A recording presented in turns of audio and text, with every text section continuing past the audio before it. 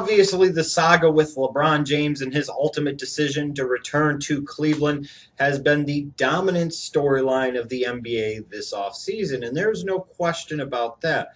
But I think one thing that isn't talked about as much as I thought it might be is what's exactly going to happen to the Miami Heat come the 2014-2015 season. I understand that as we get closer to the regular season that there will be more discussion about the Miami Heat and how much they've changed as an organization now that LeBron is gone, and now without the best player in the league there, what are the Heat going to be able to do as a team? But I think a lot of people are going to sit there, especially fans and maybe some sports media, and totally discount and discredit the Miami Heat for this upcoming season. Now, look, I think it's reasonable to expect that this team won't be the same without a player the caliber of LeBron James. And there is no question to me that the Miami Heat will not be taken seriously as a championship contending team come the 2014-2015 season.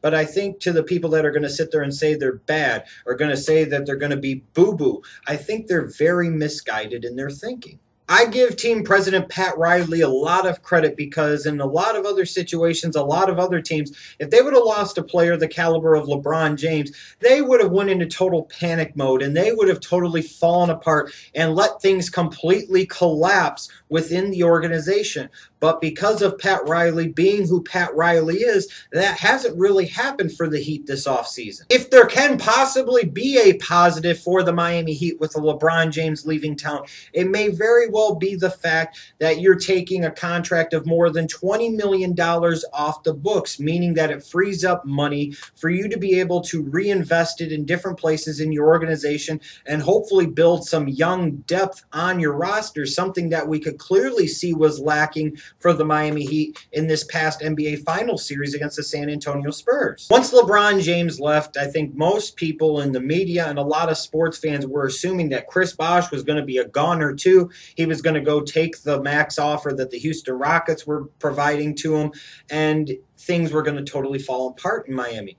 Well, they didn't happen that way. Pat Riley stepped up to the plate and offered Chris Bosh basically a full max contract, knowing that he could provide Chris Bosh a better opportunity to be the number 1 or number 2 option in Miami compared to maybe the number 3 option in Houston, and pay him a lot more money for doing so. And Chris Bosh decided to stay. That was the first real kind of mini coup, I think, for Pat Riley and the Miami Heat. Now, I'm also assuming at some point in time they'll come to terms with Dwayne Wade, their franchise player, the face of their franchise, and he'll be in the fold. So you're talking about still having 2 of your big 3 in the picture for this next upcoming season. Now, the Heat went to work in this offseason, even with having to prepare for life after LeBron. The Heat have been aggressive. They've made some moves. And, I think they've done relatively well for themselves. Maybe not perfect, but they haven't exactly done poorly for themselves. Not only with the re-signing of Chris Bosh, and I'm assuming the eventual re-signing of Dwayne Wade. They were aggressive in the draft. They moved up a couple slots to make sure they got their hands on Shabazz Napier, one of the best point guards in this year's NBA draft, a guy who I think comes in and could potentially be a Game 1 starter for the Heat, a huge upgrade over Mario Chalmers at the point guard position. In free agency, they went after Josh McRoberts, who I think is a nice solid role player that they need. They took a bit of a gamble flyer on a guy like a Danny Granger, who was once an all-star but is not nearly the same player he was before. These are the type of moves, these are the type of signings that if this guy can get back to health and he can get back to form, man, he's going to way exceed the contract that you gave him. And then signing Luol Deng to a reasonable 2-year, $20 million contract. You're giving decent money to a decent player who could come in and be a nice number 3 option where he belongs as a number 3 option with Bosh and Wade, and you're not having to break the bank to do that. Remember, Luol, when you turned down 30 over 3 with the Bulls? Oopsie daisies. They also retained Chris Anderson and Mario Chalmers, and we can make jokes and we talk about things like this, but the bottom line is you look at the Heat's roster right now, there are a lot of teams that wish they had this roster. So again, I don't think the Heat are going to be in that terrible position. I don't think they're going to be as bad as many people might expect with life after LeBron. You're talking about a starting 5 of Luol Deng, Chris Bosh, Chris Anderson, maybe Shabazz Napier and Dwayne Wade. That's a solid starting 5. A lot of teams would like to have that starting 5. Have guys like Josh McRoberts coming off the bench. Hopefully a Danny Granger coming off the bench. You're talking about Norris Cole, yes, even Mario Chalmers. And again, I'd assume that the Heat are going to make 1 or 2 more moves, 1 or 2 more free agent signings.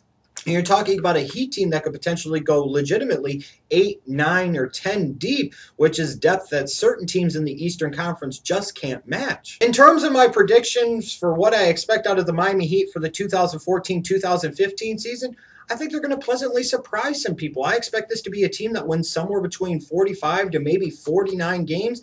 That could make them anywhere from the number 2 seed to all the way down to the number 6 seed in the Eastern Conference. And I tell you this much, a team with Bosch and Wade and Deng is probably not a team that you want to face in the first round of the playoffs. It wouldn't surprise me at all to see the Heat, either win their division or very close to it behind the Washington Wizards and even win a playoff series, or hell, maybe even two, because they still have a lot of championship experience in the fold. And that experience is vital and critical come playoff time. So I don't think the Miami Heat are going to be as bad off just because they don't have LeBron James as a lot of people envision. But I want to hear from you. What do you expect out of the Miami Heat in this 2014-2015 NBA season? Let me know down below.